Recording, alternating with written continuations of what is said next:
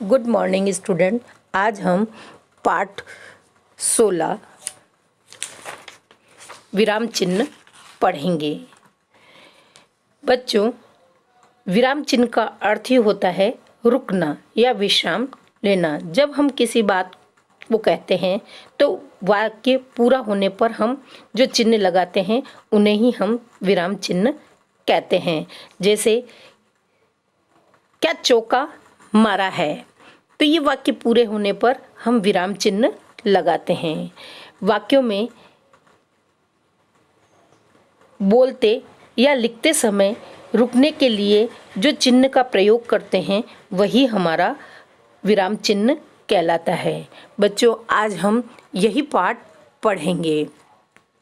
विराम चिन्ह की परिभाषा है जिन चिन्हों द्वारा अर्थ की स्पष्टता के लिए वाक्य को भिन्न भिन्न भागों में बांटते हैं उन्हें विराम चिन्ह कहते हैं। बच्चों, विराम चिन्ह 14 प्रकार के बताए हैं। पहला पूर्ण विराम, दूसरा अल्प विराम, तीसरा अर्ध विराम, चौथा प्रश्न सूचक चिन्ह, पांचवा योजक चिन्ह, छठा विस्मयादि बोधक चिन्ह, सातवां अर्धविराम चिन्ह, आठवां निर्देशक चिन्ह, नौवां विवरण चिन्ह, 10वां कोष्ठक और लाघव चिन्ह, संक्षेप चिन्ह और 14वां है त्रुटि पूरक चिन्ह। ये हमारे 14 प्रकार के चिन्ह बताए हैं। बच्चों, सबसे पहला हमारा चिन्ह है पूर्ण विराम। पूर्ण विराम का अर्थ ही होता है हमारा कि पूरी तरह से रुकना।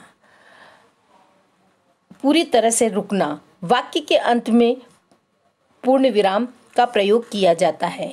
जब हम वाक्य को पूरा कर लेते हैं और उसी के बाद जो चिन्ह लगाते हैं वही पूर्ण विराम कहलाता है।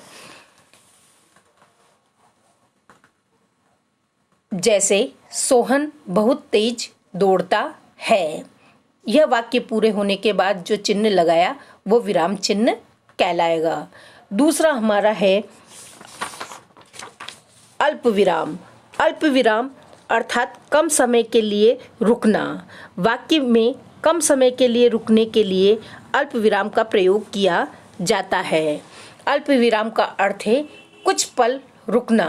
वाक्य के पूर्ण होने से पूर्व रुकने तथा संज्ञा सर्वनाम शब्दों को अलग करने के लिए अल्प विराम चिन्ह का प्रयोग किया जाता है।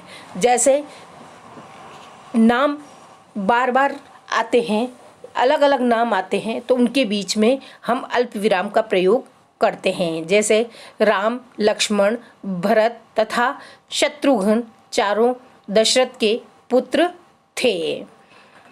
अर्धविराम। अर्धविराम का अर्थ है आधा विश्राम। इसका प्रयोग बातचीत में पूर्ण विराम से पूर्ण अथवा अल्प विराम के बाद किया जाता है। जैसे पानी बरस रहा था, ओले पड़ रहे थे। बच्चों, उसी तरह चौथा हमारा है प्रश्न चिन्ह। प्रश्न चिन्ह, हम कोई प्रश्न पूछते हैं उसके बाद जो लगाया जाता है वह प्रश्न चिन्ह कहलाता है। प्रश्न पूछने वाला प्रश्न सूचक चिन्ह का प्रयोग प्रश्नवाचक वाक्य के अंत में किया जाता है। जैसे क्या तुमने दूध पी लिया, तो ये वाक्य पूरे होने के बाद हमने प्रश्न चिन्ह लगाया। फिर हमारा पांचवा है योजक चिन्ह। योजक का अर्थ होता है जोड़ना। जोड़ना, जो हम दो वाक्यों के बीच में जो चिन्ह लगाकर वाक्य को जोड़ते हैं वो योजक चिन्ह कहलाता है।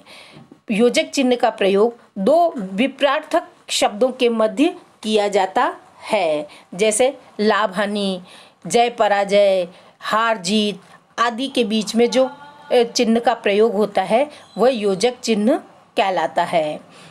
छठा हमारा है विस्मयादि बोधक चिन्ह। विस्मयादि बोधक चिन्ह हमारे मनोभावों को, जैसे प्रेम, घृणा, आश्चर्य, हर्ष, शोक, भय आदि को दर्शाने के लिए विस्मयादि बोधक चिन्ह का प्रयोग किया जाता है। इसके लिए हम जैसे वाह क्या शानदार दृश्य है, तो वहाँ के बाद जो चिन्ह लगाया वह हमारा विस्मयादि बोधक चिन्ह कहलाएगा। सातवां हमारा है अदृढ़ चिन्ह। यह हमारे उदाहरण का अर्थ है विशेष कथन या उद्धरण। इन उद्धरण चिन्हों का प्रयोग किया जाता है। किसी विशेष व्यक्ति, उसके उपनाम, स्थान, समुदाय के नाम के साथ साथ उसके विशेषण कथन के लिए किया जाता है। जैसे सुभाष चंद्र बोस, नेताजी, गांधी जी ने नारा दिया, करो या मरो।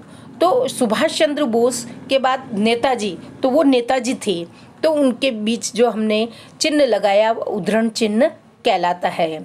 गांधी जी ने नारा दिया, अब कौन सा नारा दिया वो हमने उद्धरण चिन्ह से उसे प्रदर्शित किया, करो या मरो।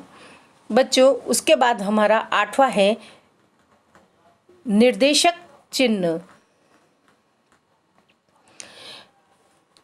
निर्देशक चिन्ह बात पर विशेष बल देने के लिए यह निर्देशक चिन्ह का प्रयोग किया जाता है। यह अल्प विराम चिन्ह से बड़ा होता है। जैसे जीवन में 2 ही लक्ष्य होने चाहिए, यह चिन्ह लगाया और कहा सत्य एवं अहिंसा। फिर 9वां हमारा है विवरण चिन्ह। विवरण चिन्ह का प्रयोग वाक्य के पश्चात किसी बात का विशेषण करने अथवा सूची देने के लिए विवरण चिन्ह का प्रयोग किया जाता है। किसी भी वाक्य का विश्लेषण करें या उसके आगे हमें कोई सूचना देनी हो तो इस चिन्ह का प्रयोग किया जाता है। जैसे संज्ञा के निम्नलिखित भेद हैं, तो निम्नलिखित भेद कितने हैं वो हम आगे उसे दर्शाएंगे वह चिन्ह लगाकर। 10वां हमारा है कोष्ठक। शब्द का अर्थ स्पष्ट करने के लिए या बात को विस्तार से कहने के लिए उस कोष्ठक का प्रयोग किया जाता है और उस कोष्ठक में लिखा जाता है। जैसे ईदगाह बाल कथा है। अब ये कथा का लेखक कौन है, तो ईदगाह के बाद हमने उसको कोष्ठक में लिख दिया प्रेमचंद्र की कहानी। तो ये हमें प्रदर्शित किया कोष्ठक के द्वारा। 11वां हमारा है लाघव चिन्ह। लाघव चिन्ह शब्द, पद या किसी ने नाम को संक्षिप्त रूप में लिखने के लिए लाघव चिन्ह का प्रयोग किया जाता है, जिन्हें हम शॉर्ट वाक्य शब्द भी कहते हैं। जैसे डॉक्टर, तो डॉक्टर हम पूरा नहीं लिख के डॉ करके जो बिंदी लगा देते हैं वो हमारा डॉक्टर ही कहलाता है। जैसे केंद्रीय विद्यालय, के करके बिंदी लगा दी और वी करके जो चिन्ह लगाया वो लाघव चिन्ह कहलाता है। 12वां है संक्षेपक चिन्ह। संक्षेपक चिन्ह यह जब किसी पद्यांश या गद्यांश को पूरा न लिखकर संक्षेप में लिखा जाता है तब इस चिन्ह का प्रयोग करते हैं। बच्चों, जब हम कोई पैराग्राफ लिखते हैं और उसके आगे भी होता है तो हम उसका डैश डैश करके उसे आगे लास्ट का शब्द लिख देते हैं, वो हमारा संक्षेपक चिन्ह कहलाता है। जैसे रहीमन धागा, डैश डैश किया, गांठी परी जाए, कि रहीमन धागा प्रेम का मत तोड़ो छिटकाए, टूटे से फिर ना जुड़े जुड़े गांठ पड़ जाए।